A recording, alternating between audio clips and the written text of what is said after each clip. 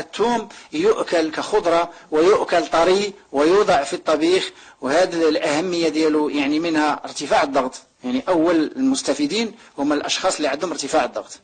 ثاني المستفيدين هم الأشخاص اللي عندهم الإصابات بالبرد والكحة، الناس اللي كيكحبوا اللي عندهم لأن الجهاز التنفسي العلوي.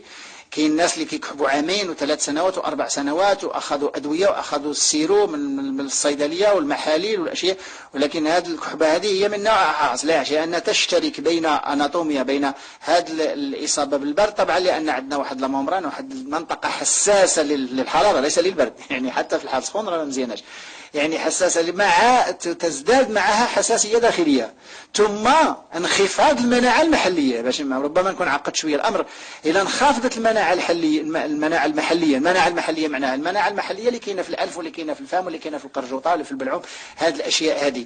ثم إذا كثروا الناس من مشتقات الحليب والحليب، يعني ما كيكون هذاك السكريسيون كيكونوا لي هذوك، خاص الناس أولا اللي عندهم الكحبة خصهم يمتنعوا عن الحليب والمشتقات.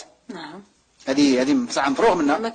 يمتنعوا عن المواد اللي فيها الالرجينات اللي مسببه للحساسيه. من اللحوم على راسها اللحوم والحلويات والمقليات. ثم ياخذوا ثوم مع زيت الزيتون، ليس خلطه، ثوم مع زيت الزيتون، يكثروا من زيت الزيتون، يشربوا ملعقه زيت الزيتون في العشيه. وهذا الثوم يؤكل طازج، الناس اللي عندهم الكحه يؤكل الثوم طازج، يعملوه وسط الخبز ولا يعملوه مع اي شيء ويؤكل طازج. كانوا من قبل كيعملوه مع التمر، كيعملوا هذاك الفص ديال الثوم وسط التمر وكياكلوه. طبعا الثوم عنده واحد المذاق لاذع جدا، ومن الاحسن يديروا مع الثوم باش يقدروا ياكلوا مع التمر، يؤكلوا مع الخبز.